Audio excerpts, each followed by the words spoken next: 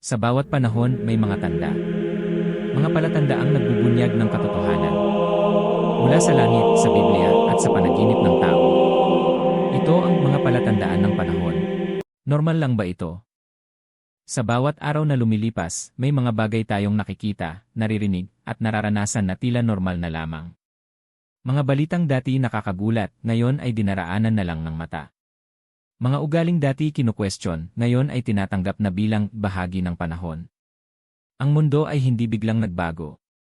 Unti-unti itong nag-iba, dahan-dahan, tahimik, halos hindi napapansin. At marahil iyon ang pinakamapanganib.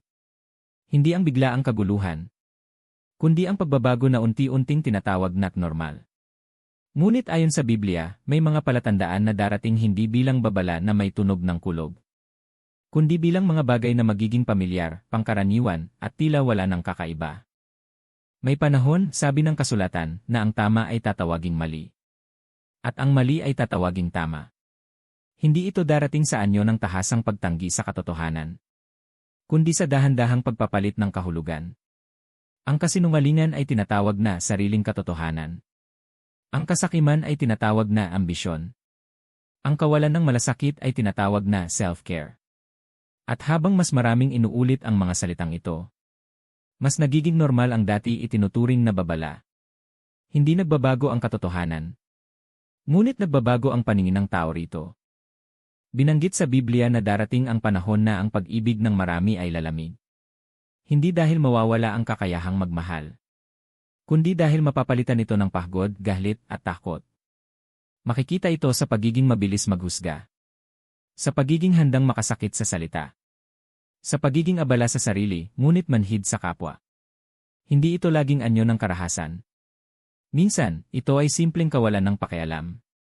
At kapag ang kawalan ng pakialam ay naging normal, ang mundo ay tahimik na nagiging malamig.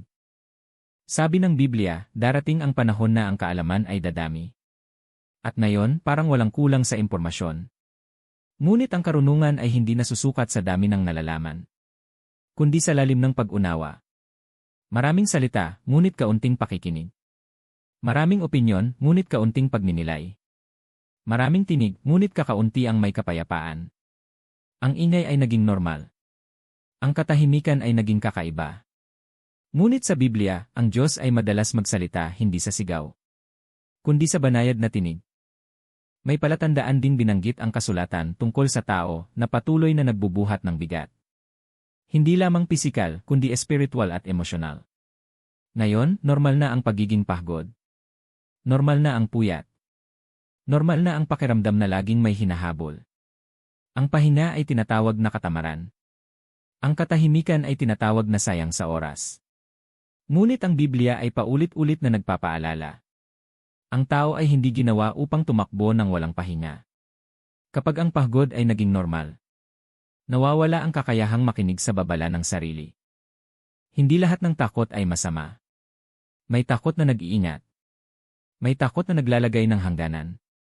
Ngunit binanggit sa Biblia na darating ang panahon na mawawala ang takot sa paggawa ng mali. Hindi dahil matapang ang tao, kundi dahil nasanay na siya. Kapag paulit-ulit ang kasalanan at walang pagsisisi, nagiging bahagi ito ng araw-araw. At kapag ang konsensya ay patuloy na binabaliwala, ito ay unti-unting tumatahimik. Hindi bigla, kundi paunti-unti hanggang sa wala ng boses na natitira. Sabi ng kasulatan, darating ang panahon na ang tao ay magiging maibigin sa sarili. Hindi ang tamang pagmamahal, kundi ang pagtingin sa sarili bilang sentro ng lahat. Makikita ito sa hirap tumanggap ng pagkakamali, sa galit kapag kinokontra, sa pangangailangang laging mapatunayan na tama. Ang pagpapakumbaba ay tinatawag na kahinaan. Ang pakikinig ay tinatawag na pagsuko.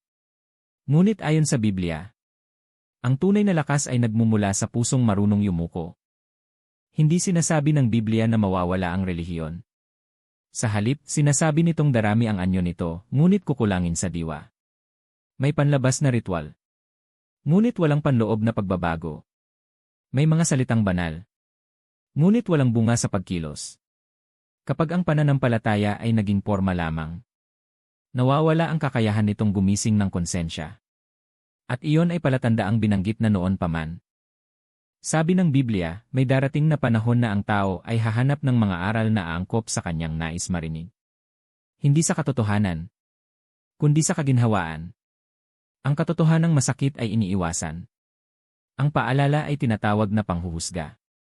Ang babala ay tinatawag na negatibo. Ngunit ang tunay na pag-ibig ay marunong magpaalala. Kahit hindi ito kaaya-aya. Kapag ang tao ay ayaw ng makarinig ng katotohanan, doon nagsisimulang mawala ang direksyon. Isa sa pinakamapanganib na palatandaan ay ito. Ang pagtigil ng tao sa pagtatanong.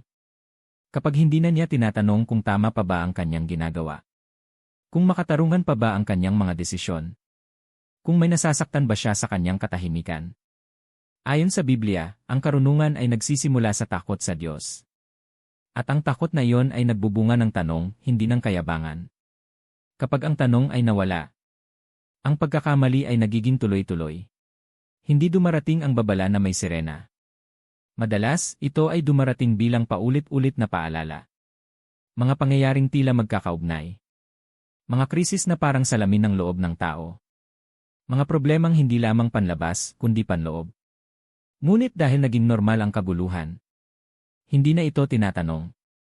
At ayon sa Biblia, ang babalang hindi pinapansin ay nauwi sa bunga, hindi bilang parusa, kundi bilang resulta. Ang mga palatandaang ito ay hindi bago. Ito ay nakita na noon pa sa iba't ibang henerasyon. Ngunit bawat henerasyon ay may pagpipilian. Ulitin ba ang parehong pagkakamali? O matututo mula sa mga babala? Ang Biblia ay hindi aklat ng takot. Ito ay tala ng paalala na ang tao ay may kakayahang makalimot, ngunit may pagkakataong magising. Ang layunin ng mga palatandaan ay hindi upang manakot, kundi upang gumising. Hindi upang husgahan ang mundo, kundi upang tanungin ang sarili. Nasaan na ba ang aking puso? Ano na ba ang itinuturing kong normal? May mga bagay ba akong tinanggap na dati kong kino-question? Ang Biblia ay paulit-ulit na nag-aanyaya. Ang may pandinig, makinig. Hindi sinasabi ng kasulatan na mawawala ang pag-asa. Sa katunayan, laging may paanyaya sa pagbabago. Ngunit ang pagbabago ay hindi sa pilitan. Ito ay pinipili. Sa gitna ng mundong sanay na sa kaguluhan, ang pagiging mulat ay isang tahimik na paghihimagsik. Isang pagpiling hindi sumabay sa agos, kundi maglakad ng may kamalayan. Maraming palatandaan ang akala natin ay normal. Ngunit binanggit na sa Biblia. Hindi upang ipakita na tama ang takot, kundi upang ipaalala na may direksyon pa. Ang tanong ay hindi kung dumarating ang mga palatandaan.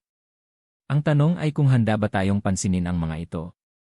Sapagkat minsan, ang pinakamalakas na babala ay hindi ang kaguluhan sa labas, kundi ang katahimikan sa loob.